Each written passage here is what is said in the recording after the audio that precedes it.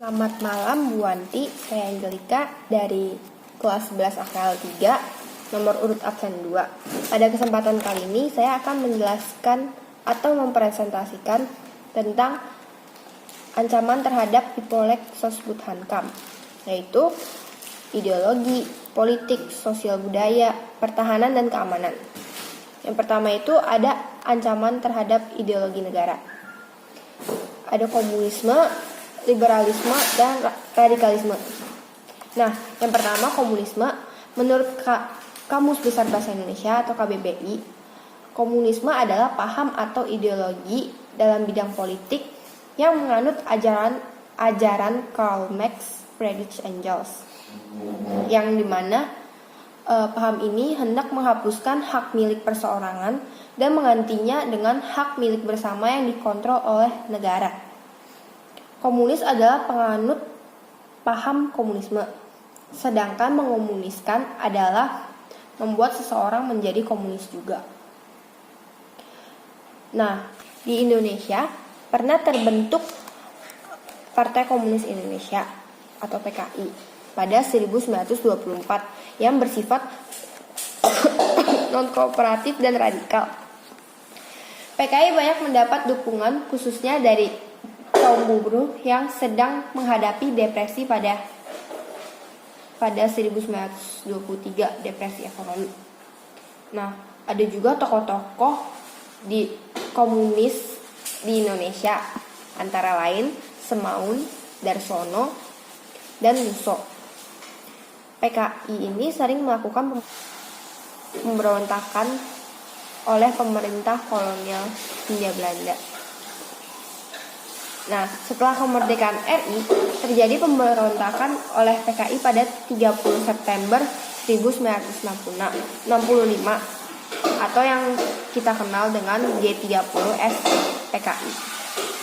Nah, G30S PKI ini adalah suatu upaya penggulingan pemerintah yang sah yang berkuasa di Indonesia. Pada saat itu, 7 perwira tinggi militer Indonesia beserta beberapa orang yang lain dibunuh. Nah, itu dilansir dari situs resmi Dewan Perwakilan Rakyat DPR. RI, komunisme, Marxisme, dan Leninisme secara tegas dilarang oleh pemerintah Indonesia melalui ketetapan MPRS nomor 25 1956 dan UU nomor 27 tahun 1999. Nah, strategi untuk menghadapi ancaman komunisme ini adalah membentengi diri dengan PKN atau yang sudah kita dapatkan di tingkat pendidikan ini, Pancasila dan UUD 1945. Jadi kita harus lebih mendalaminya lagi. Kemudian yang kedua, bersikap selektif terhadap setiap ideologi yang masuk. Yang ketiga, menanamkan rasa nasionalisme, persatuan, dan kesatuan. Yang keempat, mencari tahu lebih banyak informasi di luar negeri agar tidak salah mengambil tindakan. Yang kedua ada liberalisme. Nah, liberalisme ini lebih menekankan pada aspek kebebasan individual. Nah, apa yang terjadi jika kita hanya mementingkan diri sendiri secara individu gitu? Kan dampak liberalisme mencapai hampir di semua negara dunia. Liberalisme adalah salah satu akibat dari era globalisasi. Nah, sebenarnya liberalisme yang didukung oleh Amerika Serikat tidak hanya mempengaruhi bangsa Indonesia, namun juga seluruh dunia. Nah, masuknya globalisasi ke Indonesia ini ternyata mampu meyakinkan masyarakatnya bahwa liberalisme dapat membawa manusia ke arah kemajuan dan kemakmuran. Dampaknya, liberalisme yang dibawa oleh globalisasi memengaruhi pikiran masyarakat Indonesia untuk tertarik pada ideologi tersebut. Pada umumnya, pengaruh yang diambil justru bernilai negatif. Nah, dampak dari liberalisme yang dibawa oleh globalisasi menuju ke negara Indonesia adalah kemewahan, pergaulan bebas, keinginan untuk berfoya-foya. Nah, seperti itu kan tidak baik. Papan liberalisme di sini jika tidak diatasi akan menjadi ancaman bagi kepribadian bangsa Indonesia yang sesungguhnya. Nah, strategi untuk mencegah ancaman tersebut adalah pemerintah harus memainkan peran dengan larangan liberalisme yang berlebihan. Kedua, lebih mengutamakan nasionalisme. Yang ketiga, menetapkan Pancasila sebagai pandangan hidup dan dasar negara. Kemudian yang ketiga ada gerakan radikalisme, di mana masuknya paham-paham radikalisme Islam, yaitu Islam garis keras, menimbulkan teror dan pembentukan kelompok-kelompok radikal yang tidak hanya mengancam, tetapi juga kelangsungan ideologi Pancasila. Paham radikal yang berkembang ini berpandangan bahwa hanya paham mereka lah yang benar dan sesuai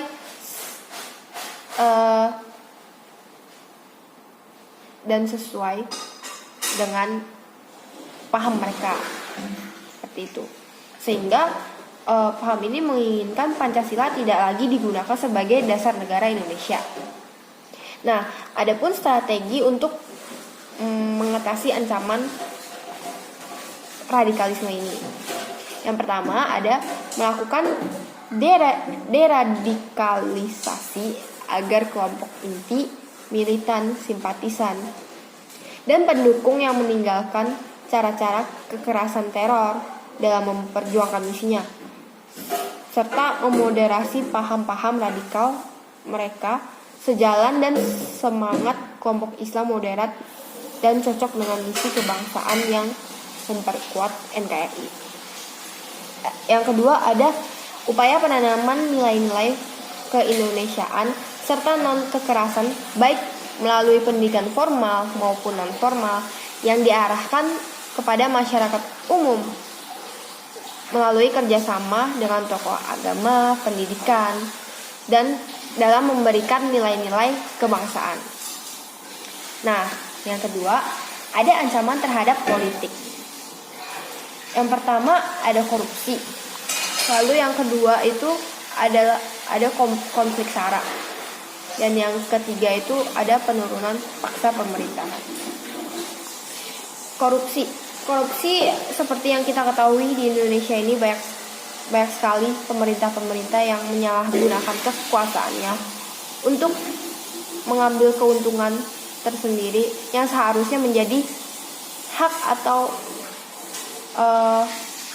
kepentingan untuk seluruh bangsanya, tetapi mereka mengambilnya dengan jumlah yang berlebihan. Nah, korupsi ini berasal dari dalam negeri sendiri. Korupsi ini sangat merugikan bagi bangsa dan negara. Yang pertama karena itu adalah uang rakyat yang seharusnya digunakan untuk membangun infrastruktur negara, tapi malah digunakan oleh pejabat-pejabat untuk menggunakan hal yang tidak penting atau untuk hal pribadinya sendiri. Nah, strategi untuk mengatasi korupsi ini adalah yang pertama memperkuat keimanan dan budaya malu. Jadi kita harus memiliki rasa malu jika bertindak gitu. Yang kedua, ada pembuatan sistem birokrasi dan hukum anti korupsi serta kolusi. Yang ketiga, sistem pengajian yang layak. Dan yang keempat, penegakan hukum yang tegas dan tidak pandang bulu. Nah, ancaman berikutnya adalah konflik SARA yang dikaitkan dengan politik, di mana di Indonesia dengan berbagai macam suku, ras, dan agama yang memiliki banyak sekali budaya yang berbeda. Kan tapi ironisnya sampai saat ini banyak sekali konflik tercipta akibat perbedaan agama, suku, atau yang mengandung unsur SARA yang didalangi oleh bidang politik. Nah, strategi untuk mengatasi konflik SARA ini adalah yang pertama, ada meningkatkan dan menanamkan rasa kebersamaan dan toleransi terhadap seluruh rakyat NKRI. Yang kedua, lakukan hubungan politik yang sehat tanpa perlunya diskriminatif. Yang ketiga, tidak mengaitkan masalah politik dengan SARA dan menyelesaikan masalah politik tanpa harus membawa SARA, melainkan dengan menggunakan perdamaian dan kekeluargaan. Yang keempat, menciptakan peraturan terkait dengan perendahan dalam bidang politik yang berkaitan dengan SARA. Nah, kemudian ancaman berikutnya, penurunan paksa pemerintahan, di mana di Indonesia terdapat kasus besar-besaran yang mana warga berusaha menurunkan Presiden Soeharto pada zaman itu. Nah, pada masa itu, kondisi Indonesia tidak menjadi kondusif dalam berbagai bidang seperti ekonomi dan politik juga tentunya. Hal itu diakibatkan karena kerusuhan yang terjadi di mana-mana, khususnya di Jakarta. Penurunan paksa pemerintahan ini erat kaitannya dengan politik yang berlangsung di Indonesia. Nah, adapun strateginya. Yang pertama adalah kejelasan pemerintah dalam melaksanakan amanatnya, dan kejelasan tersebut harus ditunjukkan dan dibuktikan pada rakyat, agar rakyat pun dapat diyakini oleh pemerintah oleh pemerintahan yang sedang berlangsung tanpa adanya kecurigaan. Nah, yang kedua ada pemerintahan dijalankan secara adil, tanpa adanya tujuan hanya untuk memakmurkan orang-orang yang berada di pemerintahan itu saja, melainkan juga harus untuk kesejahteraan rakyat yang sangat utama. Yang ketiga, ada keikutsertaan masyarakat dalam menjalankan pemerintahan, agar rakyat pun ikut berpartisipasi dalam pelaksanaan pemerintahan tersebut. Jadi jangan hanya pemerintahnya saja yang menjalankan semua itu, tapi rakyatnya juga harus ikut ambil bagian dalam menjalankan pelaksanaan pemerintahan tersebut. Nah, kemudian yang ketiga, ada ancaman terhadap bidang ekonomi. Yang pertama, ada masalah pengangguran. Nah, pengangguran ini sudah sangat sering terjadi dan sangat sering juga dijumpai pada negara kita, yaitu negara Indonesia. Di setiap tahunnya Indonesia mengalami pengangguran yang melonjak atau meningkat. Jadi pada tahun ke tahun pengangguran selalu meningkat. Nah, jika pengangguran meningkat, tentunya kemiskinan juga akan semakin meningkat. Pengangguran ini menjadi ancaman di bidang ekonomi karena jumlah pengangguran yang banyak dapat menghambat kemajuan bangsa dan negara. Bayangkan jika banyak yang menganggur, pasti tidak mempunyai penghasilan, kemudian dia menjadi rakyat miskin. Lalu ekonominya juga akan terhambat, jadi menjadi ancaman juga untuk negara dalam bidang ekonomi. Gitu. Nah, strategi untuk mengatasi pengangguran tersebut adalah mendorong majunya pendidikan dengan mungkin seperti sekarang yang ada fasilitas ruang guru atau belajar online gitu. Jadi untuk mendorong muridnya terus maju dalam bidang pendidikan untuk berusaha belajar sepentingnya. Kemudian yang kedua, menciptakan lapangan pekerjaan yang padat dan banyak karya gitu. Nah, yang ketiga ada meningkatkan pelatihan, keterampilan, dan pelatihan kerja untuk industri modern. Yang keempat, mendukung dan mengembangkan usaha wira swasta. Nah, jika orang bisa mengembangkan usaha wira swasta, mungkin juga dapat membuka banyak lapangan pekerjaan juga gitu. Yang kelima, mendorong suatu usaha yang formal. Kemudian ancaman lainnya, adanya penyebaran virus corona yang sekarang ini. Penyebaran virus corona ini sangat-sangat memberikan dampak untuk berbagai negara sih ini, nggak hanya di Indonesia.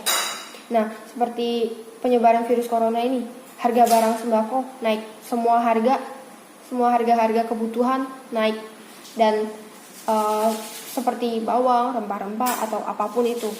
Dan pasti karena virus ini orang-orang panik buying gitu, jadi semua barang-barang dibeli, dan itu juga mengakibatkan rakyat miskin nggak dapat jatah untuk membeli barang tersebut. Nah, ini juga berat banget gitu buat kaum miskin kan, jadi nggak mampu buat beli kebutuhan hidupnya, terutama masker yang melonjak harganya dengan sangat tinggi dan susah dicari sekarang. Bayangkan jika rakyat miskin tidak mampu membelinya, lalu ia juga terkena penyakit virus corona ini, dan malah akan memperbanyak dan mempersulit pemerintah untuk meredamkan virus corona ini gitu. Nah, rantai pasokan ini juga terganggu dan permintaan konsumsi domestik di negara Indonesia ini sedang tertekan. Nah, sektor perdagangan dan pariwisata juga mengalami pelemahan terbesar. Pertumbuhan ekonomi di Indonesia ini tahun ini pun turun dari 4,9% menjadi 4,8%. Nah, strategi untuk mengatasi ancaman ini adalah, yang pertama, pemerintah menetapkan hukuman pidana bagi orang-orang yang menimbun masker, serta mereka yang menjualnya kembali dengan harga yang sangat tinggi. Kemudian, yang kedua, pemerintah merilis berbagai stimulus fiskal untuk memperbaiki kondisi ekonomi Indonesia. Nah, berikutnya ada infrastruktur yang kurang memadai. Hal ini bisa mempengaruhi tingkat ekonomi yang ada di Indonesia dan stabilitas ekonomi yang ada. Hal itu disebabkan oleh pembangunan yang tidak merata, karena hal itu mempengaruhi aspek ekonomi dan bidang lainnya. Strateginya untuk mengatasi ancaman tersebut adalah yang pertama, perencanaan infrastruktur yang matang. Yang kedua, pendanaan infrastruktur. Yang ketiga, perhatian yang lebih dari pemerintah. Dan yang keempat, pemerataan pembangunan infrastruktur. Kemudian, ketiga, ada ancaman terhadap sosial budaya. Yang pertama itu ada munculnya budaya hidup seperti konsumtif, yang selalu ingin mengkonsumsi atau membeli barang-barang dari luar negeri atau apapun itu, yang mengakibatkan warga di Indonesia ini boros gitu. Karena hal ini juga terjadi karena arus globalisasi yang membuat warga Indonesia ingin memakai produk-produk dari luar negeri, yang ditambahnya lagi adanya rasa ingin sombong atau pamer dengan memakai produk luar negeri gitu. Nah, strategi di sini untuk mengatasinya adalah menumbuhkan rasa bangga saat memakai produk Indonesia atau dalam negeri. Yang kedua, menanamkan rasa cinta terhadap produk Indonesia. Yang ketiga, pemerintah yang berusaha meningkatkan mutu barang yang lebih unggul daripada produk impor. Kemudian ancaman lainnya adalah munculnya sifat hedonisme, yaitu kenikmatan pribadi yang dianggap sebagai suatu nilai hidup tertinggi gitu. Yang hal ini tuh membuat manusia suka memaksakan dirinya untuk mencapai kepuasan dan kenikmatan pribadinya tersebut. Jadi kayak dia mau ini benar-benar harus terwujud gitu. Nah, tapi nggak mikir gitu, meskipun harus melanggar norma-norma gitu, mereka tetap melakukan itu gitu. Seperti kayak mabuk-mabukan, bergaul bebas, kayak free sex gitu, foya-foya gitu. Nah, strateginya itu adalah yang pertama membuat skala prioritas mengenai apa yang dibutuhkan dan apa yang tidak dibutuhkan. Yang kedua, memulai hidup sederhana dan selalu bersyukur. Yang ketiga, cermat dalam berteman atau bergaul dengan orang lain agar tidak terpengaruh dengan sifat hedonisme yang mereka miliki. Yang ketiga, ada individualisme. Individualisme ini adalah sikap mementingkan diri sendiri atau menganggap diri sendiri lebih unggul dari orang lain. Nah, strategi untuk mengatasinya adalah memprioritaskan kepentingan orang lain. Jadi kita harus memikirkan juga kepentingan orang lain, jangan hanya diri kita sendiri. Kemudian yang kedua ada menumbuhkan kembali semangat gotong royong karena dapat menumbuhkan tali persaudaraan atau silaturahmi masyarakat yang semakin erat. Kemudian yang ketiga, meningkatkan rasa solidaritas atau kepedulian antar individu yang satu dengan yang lain. Yang keempat, menumbuhkan sifat rela berkorban. Yang kelima, menanamkan kesadaran dan motivasi pada individu, sehingga individu akan berubah dengan kesadaran sendirinya. Maaf, jadi tadi yang sosial budaya itu yang keempat. Sekarang ada yang kelima, ancaman terhadap pertahanan dan keamanan. Nah, ancaman ini dapat berbentuk agresi ataupun non militer ataupun non militer. Yang pertama ini ada agresi atau invasi. Nah, agresi ini menggunakan kekuatan bersenjata. Suatu negara itu melakukan agresi terhadap negara lain adalah ancaman untuk kedaulatan negaranya, keutuhan wilayah, dan keselamatan suatu bangsa. Nah, terdapat beberapa bentuk agresi, mulai dari yang berskala paling kecil hingga skala terbesar. Nah, invasi atau bentuk agresi berskala paling besar dengan menggunakan kekuatan militer bersenjata yang dikerahkan untuk menyerang dan menduduki wilayah negara lain.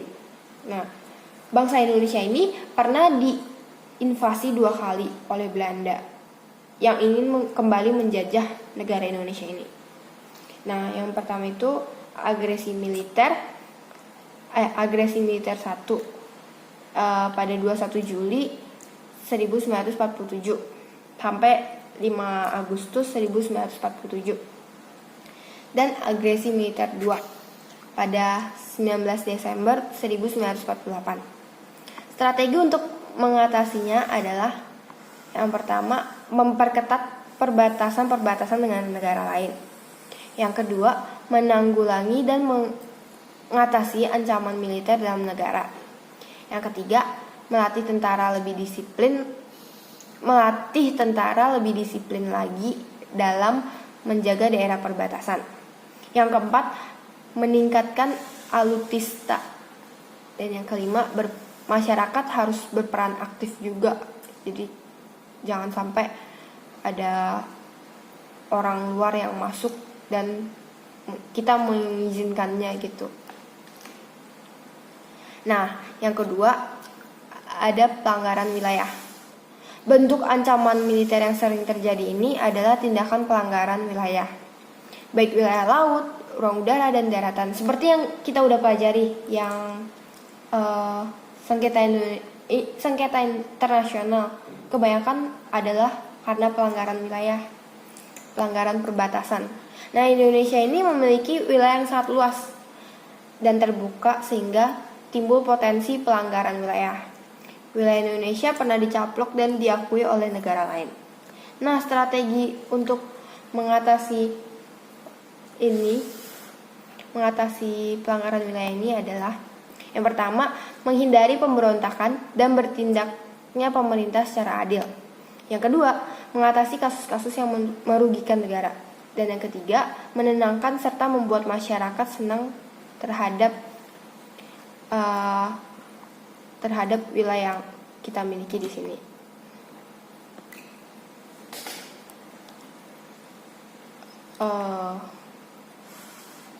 Jadi misalnya kayak ada ancaman tersebut gitu.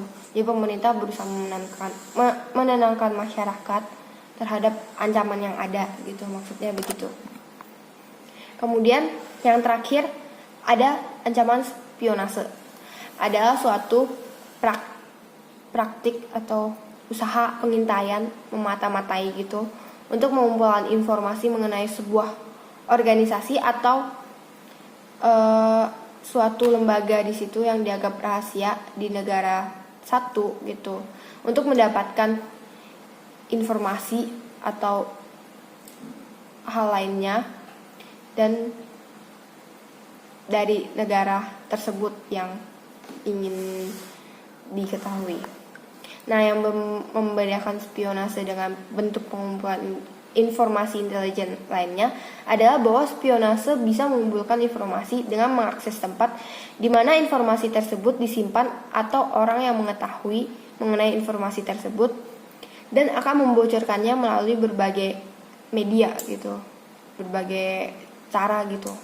Nah, strategi untuk mengatasinya adalah yang pertama, memperketat perbatasan dengan negara lain juga. Nah, yang kedua itu dapat menanggulangi dan mengatasi ancaman militer dalam negara.